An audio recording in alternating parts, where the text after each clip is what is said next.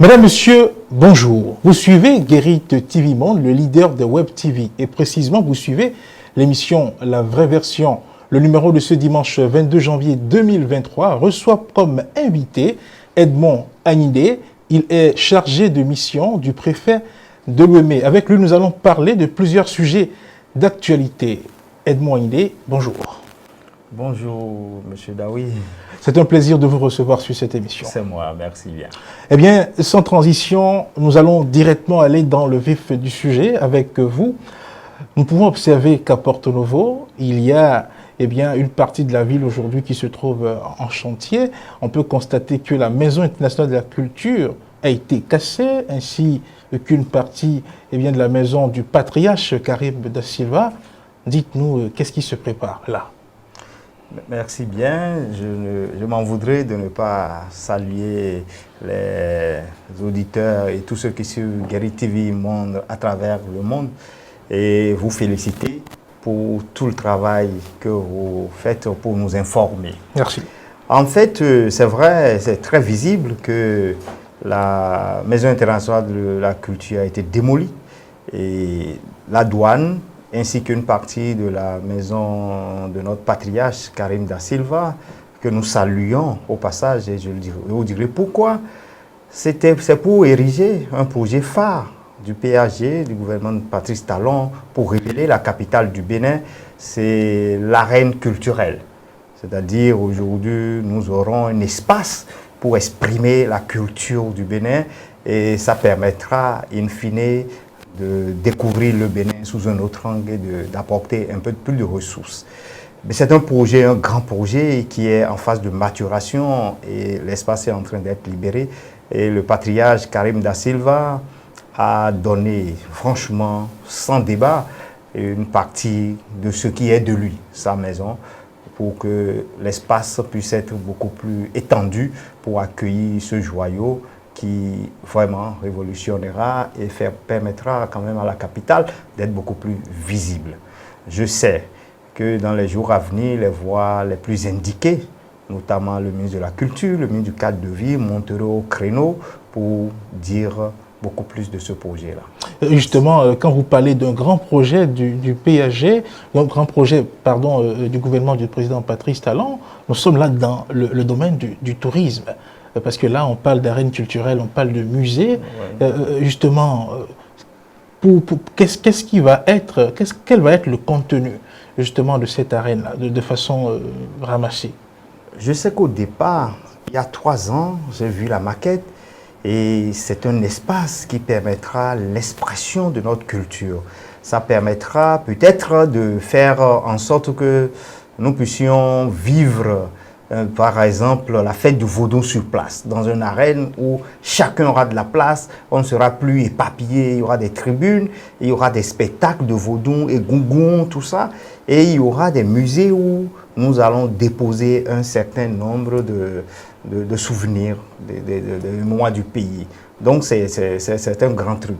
Mais les voies les plus autorisées pourront en parler dans les jours à venir. Justement, les voies les plus autorisées, et je pense que cela entre dans la dynamique quand même de tout ce que le président de la République fait pour révéler le Bénin, et qu'il nous souvienne que récemment même, lors du Festival international de Porto Novo, la question a été évoquée par le ministre de la Culture qui a même donné la nouvelle que ce festival sera pérennisé et qui sera incorporé donc à ce grand projet-là. C'est une bonne nouvelle, vous me l'apportez, c'est bien déjà. Qui est un espace pour accueillir de tels festivals. Vous savez, en Tunisie, il y a des espaces qui sont dédiés à cela. Quand il y a de grands festivals qui révèlent la culture, on ne va que là. D'ici à là, au Bénin, je crois que pour révéler notre culture, pour voir le vaudou et gougou et tout ça, on va dire aux gens, allez à l'arène et allez à Porto Novo, je crois. Ça va se passer comme ça. Justement, Edmond Agnidé, vous êtes également acteur politique et parlant justement de politique, nous sommes là au lendemain des élections législatives du 8 janvier 2023. Le verdict est déjà tombé, le Sénat et la Cour ont livré le verdict de cette élection-là. Vous, personnellement, quel bilan faites-vous de ce scrutin-là? En termes de bilan, je crois que je suis, moi, satisfait de ce qui s'est passé. Et l'Assemblée nationale aujourd'hui, elle ne sera pas qualifiée d'une assemblée monocolore. L'Assemblée nationale aujourd'hui regorge de beaucoup de femmes. Et j'appartiens à un groupe, un ensemble. Je suis de l'Union progressiste. Et à travers une déclaration, nous avons déjà dit les leçons à tirer de ces élections. Je vais prendre juste 2 points pour rafraîchir la mémoire de nos compatriotes. Le premier point, c'est que jadis, on nous disait que le taux de participation de nos compatriotes à ces élections était dû à la non-participation d'une certaine frange de la population, d'un certain courant. Aujourd'hui, ces mêmes courants, l'opposition est présente à ces élections et nous avons les mêmes taux. Ça veut dire que l'engouement de nos compatriotes à aller vers ces élections est à chercher ailleurs. Et mon parti a promis qu'on fera un travail de fond pour savoir ce qui crée cette manque de motivation au niveau de nos compatriotes. La deuxième chose, il y a une entrée massive de femmes à l'Assemblée nationale, 28. C'est quand même bien et nous allons prier et travailler à ce que l'entrée de ces femmes soit productive pour le pays. Que ça ne soit pas pour la forme, que ce ne soit pas pour aller mettre des guélés, des habits, des trucs juste pour combler le décor. Du make-up.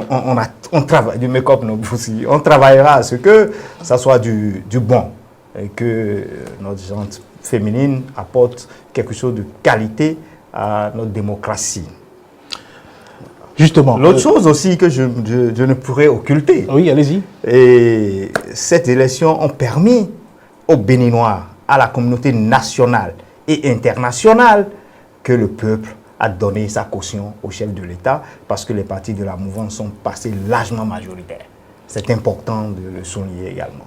Justement, parlant toujours de cette actualité liée aux législatives, pendant que certains partis font le bilan de leur participation à cette élection, il se trouve qu'un parti, notamment le Mouvement populaire de libération, qui a d'ailleurs pris part à cette élection, est en crise. Oui.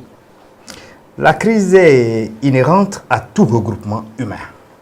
Et ce qui empêche d'en arriver là, c'est le leadership des responsables, des premiers responsables. Et c'est à cela qu'il faut que nous travaillons. MLP, c'est des amis, c'est des frères qui sont là-bas. Et j'admire leur courage et je félicite l'abnégation de ces jeunes à aller, malgré la peur des grands regroupements. Parce qu'il y a eu de grands regroupements. Il y a eu l'Union progressiste, le Bloc européen, qui ont emmagasiné beaucoup de partis traditionnels. Aller comme ils sont partis là, j'admire leur courage. Mais ce qui m'a fait mal, c'est leur manque de retenue. Parce qu'un parti aussi jeune aurait pu trouver la formule de régler les problèmes à l'interne et ne pas exposer les choses en jetant des chaises. Le spectacle n'est pas bien. Nous avons vécu pareil, nous autres. Ah aussi. bon? Où ça? Moi, j'étais Mouel et nous sommes sortis de là-bas. C'est similaire, c'est similaire. C'est les questions de sous, de détournement, ou la malgestion financière et tout. Mais nous, on ne l'a pas dit dans le temps. On a juste laissé faire. Parce qu'on s'est dit, ça éclabousserait tout le monde. Le moment est venu et on peut le dire maintenant. Ils auraient pu attendre un certain nombre de temps avant de faire ce qu'ils ont fait. Bref, c'est une crise de croissance. J'espère que dans les jours à venir, ils vont s'entendre sur un minimum et que le parti puisse vivre à nouveau pour continuer. On parle d'argent, c'est nécessaire l'argent pour faire vivre un parti politique qui n'a pas le financement politique. Il faut quelqu'un pour aider, pour pousser. Quand l'ambition est là, il faut quelqu'un pour donner quelque chose pour aller. Mais cet argent, si c'est mal géré, il faut trouver la formule pour recadrer ce qui gère mal. C'est important. Quand vous parlez de crise de croissance, d'aucuns pensent que c'est déjà la fin. Puisqu'à voir ce qui s'est passé, à voir le résultat qu'on a eu aux législatives et la crise qui vient par la suite, d'aucuns estiment que voilà, c'est la fin du parti. Non, je ne crois pas que ce soit la fin du parti. Un parti qui arrive à marquer le pas à un parti traditionnel. Je pense que MLP a dépassé un peu UDBN, qui est un grand parti. Ça veut dire que c'est un parti qui a de l'avenir. Si ceux qui sont dedans se reprennent très vite et font des efforts, peut-être dans 2, 3, 4, 5, 6, 10 ans, ils vont faire des merveilles. Donc, on ne peut pas dire que c'est la fin. C'est une crise de croissance et ça permettra, in fine, à revoir les choses et à corriger définitivement les tares et les imperfections qu'il y a sur le parcours. Et comme vous parlez de crise, crise de croissance, on se rappelle qu'il n'y a pas longtemps aussi au parti Moël Bénin, il y a eu une sorte de crise, vous étiez dans la barque à l'époque, ce parti a pris part aux législatives de 8 janvier 2023, s'en est sorti avec moins de 3% des suffrages exprimés, notamment 2,28%. Qu'est-ce que vous dites de cette performance en tant qu'ancien militant de Moël Bénin? En tant qu'ancien militant, je ne veux que féliciter mes amis. J'ai beaucoup d'amis là-bas et je crois qu'ils ont fait des efforts. Chapeau. Je les félicite pour ce qu'ils ont réussi à faire. Ben, ils sont loin de l'objectif, malheureusement. Et ça a été perçu très tôt. On a alerté, mais personne n'a écouté. Les amis, beaucoup de courage. Je crois que Moël Bénin a de l'avenir. Si la gouvernance est de qualité, il faut travailler à ce que la gouvernance à la tête des partis soit de qualité. Et c'est ça qui a manqué par le passé et qui manque toujours. Parce que ce parti a fait ce résultat, ils auraient pu faire mieux si la gouvernance était de qualité. Je sais de quoi je parle. Je suis passé par là et je les connais. Donc il y a des amis qui sont sincères dans le parti, qui ont travaillé vraiment avec courage et abnégation. Je leur dis de ne pas désespérer, de continuer. Nous ne sommes plus de l'autre côté, nous sommes ailleurs et on fait nos preuves. Très bien, Edmond Ayindé, nous sommes là à quelques petites minutes de la fin de cette émission. Qu'est-ce que vous avez à dire en guise de conclusion? En guise de conclusion, je veux dire aux Béninois de faire confiance au président Patrice Talon, de faire confiance aux réformes en cours, de faire confiance à la réforme du système partisan qui est une réforme de qualité. Aujourd'hui, nous n'avons pas des partis à tout coin de rue. Nous n'avons pas 200, 300, 400 partis. Ces élections ont été faciles pour nos compatriotes. On a juste 5-7 cachets à poser et c'était bien. Donc du coup, je souhaite que le président Patrice Talon soit une boussole pour le pays tout le temps. Et nous-mêmes jeunes, que nous nous inspirons de tout ce qui se passe dans ce pays actuellement pour qu'à l'avenir, nous ne soyons pas la risée de nos compatriotes. Merci à vous, Edmond Ayindé. Amis téléspectateurs de Guérit TV Monde, nous voici au terme de cette émission.